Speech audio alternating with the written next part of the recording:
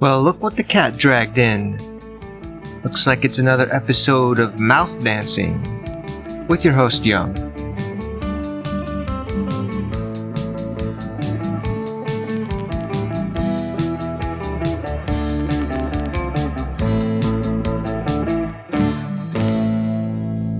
Why the hell do we have to pay for water? Do you ever think about that? It's really fucked up that we have to pay for something that's absolutely necessary for survival. Something that should be free, something that's just a natural resource that, comes from nature, comes from the ocean and rivers and snow melt. It melts in the mountains and then it flows down the mountain like in a river. And it comes down to where most people are. I mean, some people are in the mountains, but most people are, on level ground. And it just naturally flows to us, right? It comes out of the sky too, from the rain. But if you want to drink water or bathe, you have to pay for it. And I think that's wrong. It's wrong. It's morally wrong. It's ethically wrong. It's socially wrong. It's culturally wrong. It's religiously wrong. It's mathematically wrong. It's economically wrong. It's infrastructurally wrong. It's wrong on every imaginable level, basically. You could argue that, well, they treat the water and make it drinkable for you. Doesn't matter, though. It's still water. They're paying for something that they didn't have to pay for. They got the water free, and they say, oh, well, we're charging you for it because we put chemicals in it. And we treated it. And it ran through some pipes to get to you. Doesn't matter, though. It's still necessary for survival. I mean, they would probably charge us for air if they could, right? If they could somehow make it so that we can't breathe unless they treat the air for us before it gets to us. Oh, well, we filtered the air for you. If we hadn't treated it, the air would have killed you if you had just breathed it. Just pure air, Or you could say, well, you could go get your own water if you don't want to pay for it. You could just go, up to the mountains or whatever with a big bucket and get some water and bring it home and boil it and drink it. Who has the time for that? I don't fucking live near the mountains. I don't have enough buckets, to last me for a week. I'd have to go at least once a week to get a bunch of water, right? And then I'd have to boil it when I get home. How the fuck am I gonna boil that much water? Do I look like I got a fucking 100-gallon pot on my stove that I could just heat up? Oh, okay, I'll just boil this water before I use it. Before I take a shower. Or if I wash my face or drink some of it.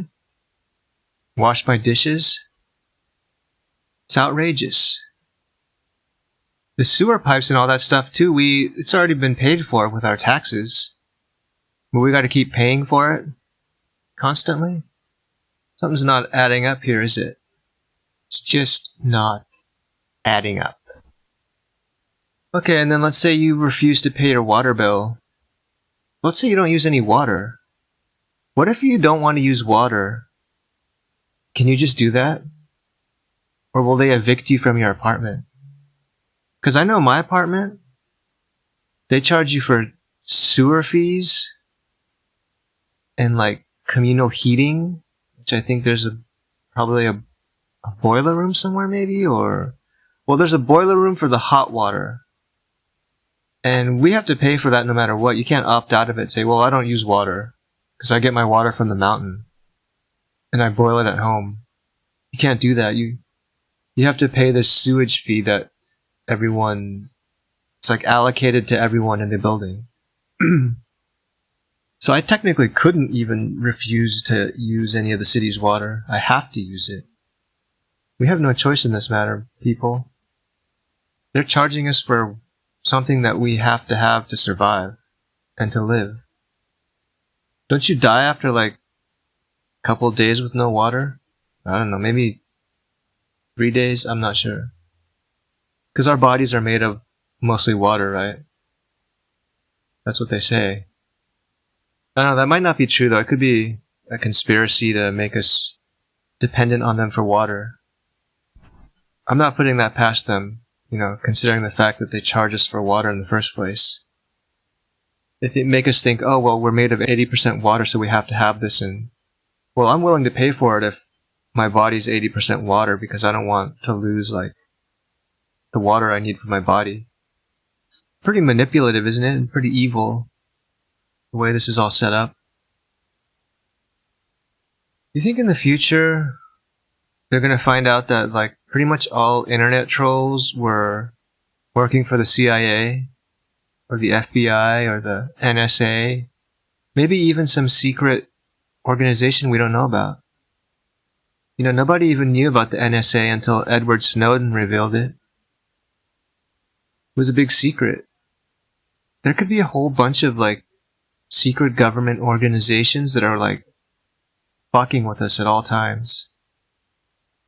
I think that most internet trolls are, like, CIA agents that are hired to, manipulate public opinion and make us think a certain way because they want, certain election results, or, they want people to support a war, or just whatever, They even brainwash us into thinking that, like, corporations are good for us, and that it's good that, a few rich guys own all the money in the world. They can make us believe that. They can probably make us vote for certain people, right? I mean, it's weird to think that there's some guy who works for the CIA who's, like, online, going around just, pissing people off for a living. That's the person's job. It's pretty psychotic behavior. Pretty sociopathic. And if you do that for a living, you're probably not a good person.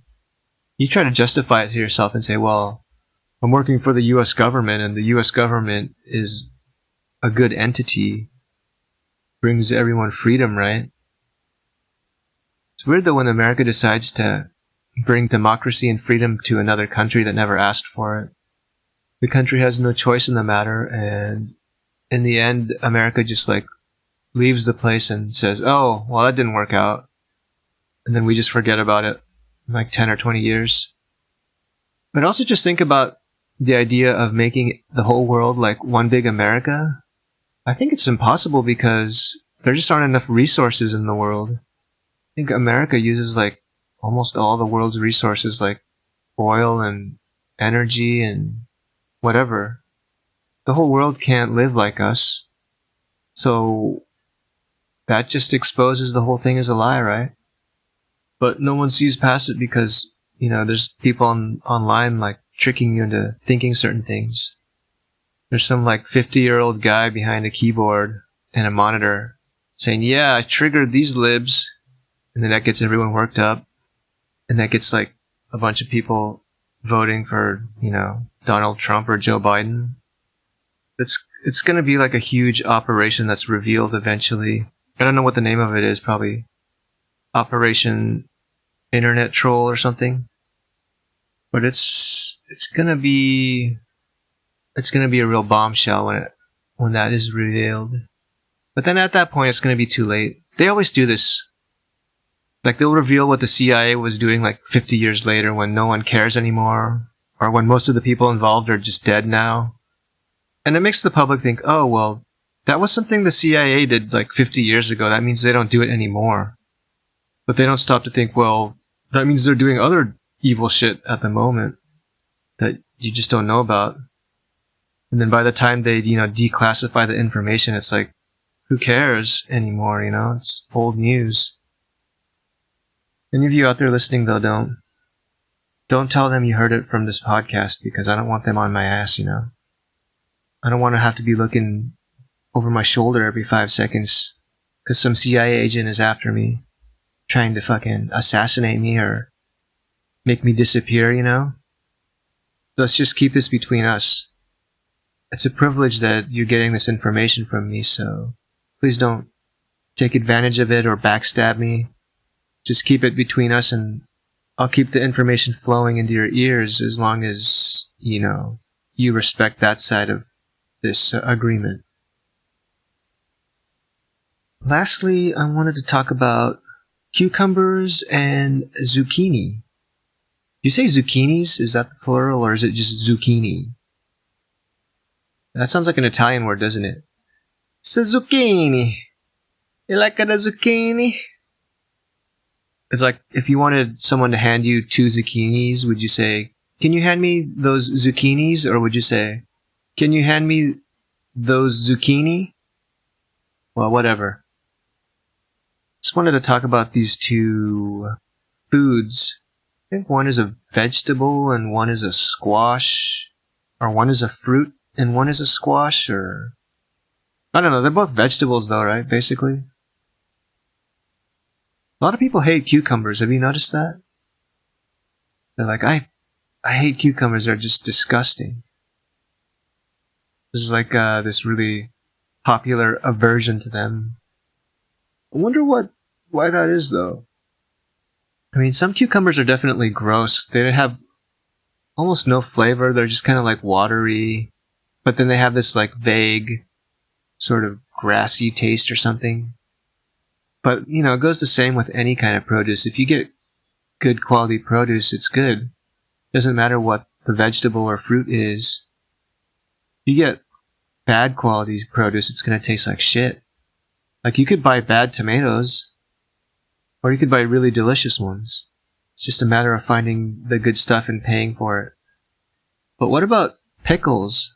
People seem to like pickles generally. I know some people don't like pickles, but I wonder if all the cucumber haters also hate pickles.